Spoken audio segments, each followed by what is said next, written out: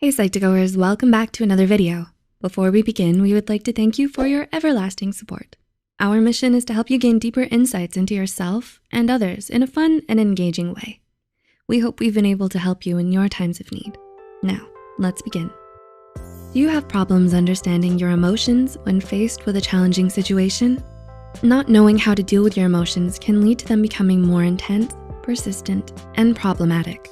While it may grant you some temporary relief, suppressing your feelings and being in denial about them may only lead to painful consequences that keep you disconnected from yourself and from those around you.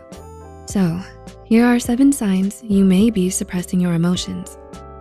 Number 1, you hate being asked how you feel. Do you get annoyed or upset when people ask about your feelings? Are you quick to brush off any concerns other people might have about you because you don't think it's any of their business? Maybe you're not comfortable opening up to others or dislike getting overly sentimental or touchy-feely. It may be a sign that you're emotionally repressed when you constantly avoid any and all conversations about your feelings. 2, you struggle with emotional intimacy. You have problems finding a friend to confide in or have trouble making a meaningful relationship last. This may be because you struggle with emotional intimacy. Since being emotionally intimate with someone forces you to be vulnerable and to confront your true feelings, you may end up running away or getting defensive and struggle to emotionally connect with them. 3, you're always just fine. Do you have a habit of saying you're fine every time someone asks how you are? You may reassure your friends and family that everything is great and that you're doing really well when you don't mean any of it. You don't feel comfortable admitting when you're not okay or to let people see you struggle. Instead of asking for help or to confront your feelings, you just repress your emotions and bottle them up. 4, you rarely get emotional. Do people describe you as withdrawn, indifferent, or detached? You don't cry or get upset, and you rarely ever get excited about anything. Not only do you dislike talking about your feelings, but you'd also rather not show anyone that you have any at all.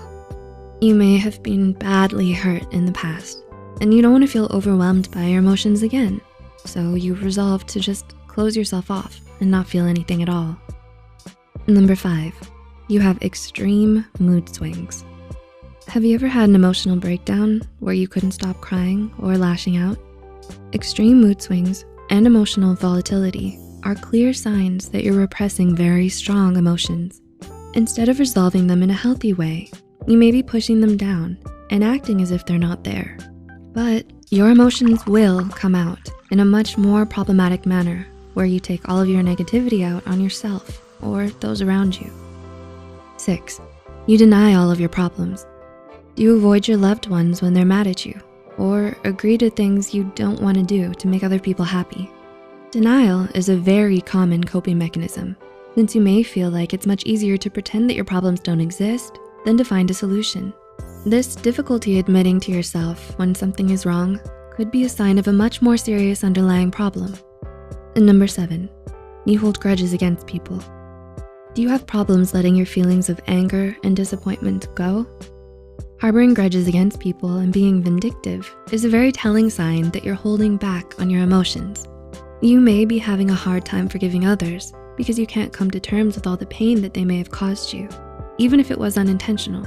But holding on to grudges only shows that you're not prepared to deal with your emotions and that you'd rather let them linger over time. Did you relate to any of these signs mentioned here? I know I did. Are you worried you might be emotionally repressed? Tell us about it in the comments below. If you enjoyed this video, please give us a thumbs up and share it with others who may find it helpful too. Don't forget to hit the subscribe button for more Psych2Go videos.